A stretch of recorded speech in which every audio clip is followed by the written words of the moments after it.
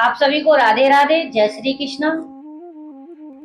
हमारे पितृ अगर हमारे सपने में आते हैं, हमारे पूर्वज हमारे सपने में आते हैं, तो आप ये सोचिए कि वो पितृ बने ही नहीं, उन्हें कोई योनि मिली ही नहीं। अभी वो वायु में भटक रहे हैं, अभी वो वायु में भ्रमण कर रहे हैं। जिस दिन हमारे पूर्वजों का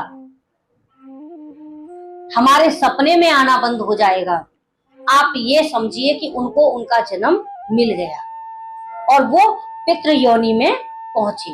क्योंकि मरने के बाद या शरीर छोड़ने के बाद सबसे पहले जीव पितृ योनि में जाता है और पितृ योनि के जाने के बाद में फिर उसे उसके कर्मों के अनुसार अन्य योनियों में भेजा जाता है।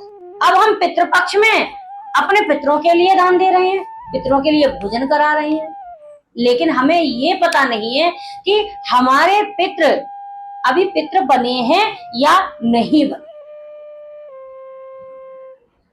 जब पितृदोष होता है, पितृदोष कहते हैं कि जब हमारे पितृ दुखी हो, हमारे पितृ भूखे हो, हमारे पितृ प्यासे हो और हमारे पितृ निर्वस्त्र घूम रहे हो, भटक रहे हो, उसे कहते हैं पितृदोष।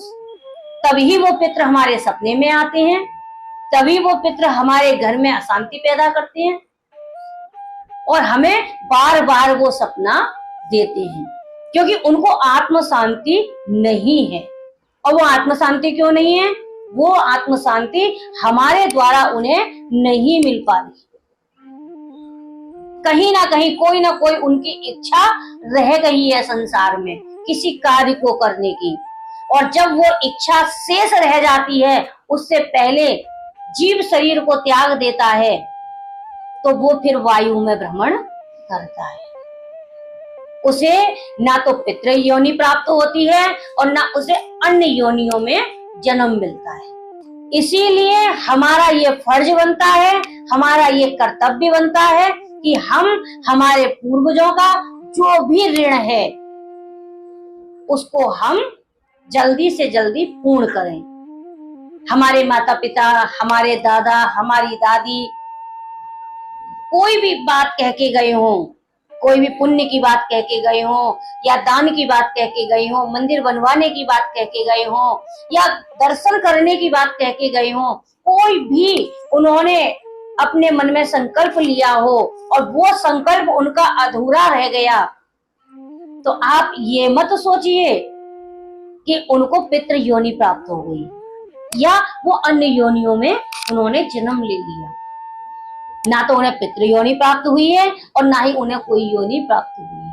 वो केवल आत्मा वायु में भ्रमण करती है और वह आत्मा खाना देख तो सकती है लेकिन खा नहीं सकती, जल दिख तो रहा है लेकिन जल पी नहीं सकती।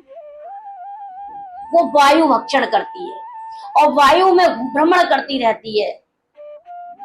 और जब हमारे पितृ इस तरह से वायु में भ्रमण करते हैं, भटकते हैं, तो फिर वो हमें कभी भी सुखी नहीं देखना चाहते।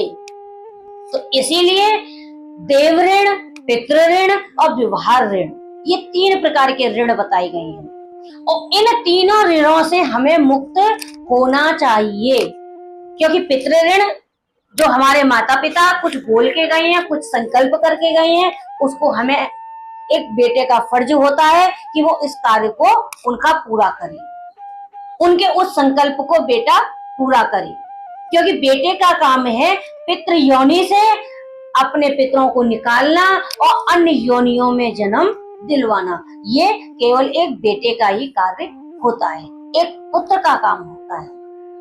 देव ऋण, देव ऋण उसे कहते हैं कि हम देवताओं के प्रति कोई कार्य हमने बोला कि हमें कथा करानी है या हमारे घर में ये हो जाए, हमें गंगा स्नान करने के लिए जाना है, हमें तीर्थ यात्रा करने के लिए जाना है, ये सारे संकल्प अगर हमने बोले हो देवों के प्रति, देवों को देने के लिए, दान करने के लिए, तो हमें उस ऋण से भी अपने पूर्वजों को मुक्त कराना चाहिए। अब रह जाता है व्यवहार ऋण।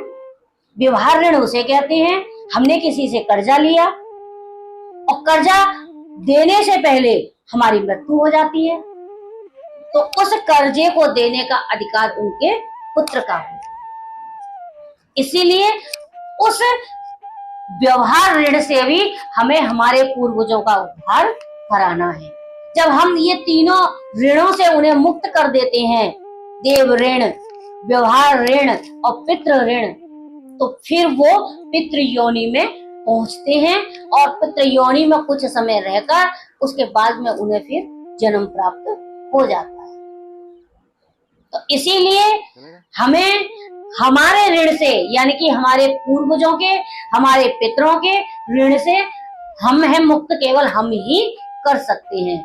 इस विषय में हम जरूर सोचें कि हमारे घर में पितृदोष क्यों लग रहा है। हमारे घर में पितृदोष लगने का यही कारण है, और इस कारण को हम जाने और पितृदोष से हम जल्दी से जल्दी मुक्त हों और अपने पितरों को हम शांति प्रदान करें अपने कार्यों से और अपने कर्म से। तब हमारे पितृ खुश होंगे कि हमारा अधूरा कार्य हमारी संतान ने किया, हमारे पुत्र ने किया, और अब हमें आत्म शांति है, तो फिर वो आपको आशीर्वाद देंगे। और जब उनका आशीर्वाद आपको मिलेगा तो आपके घर में पुनः दोबारा से खुशहाली आएगी और सब कुछ आपके घर में अच्छा ही अच्छा और शुभ ही शुभ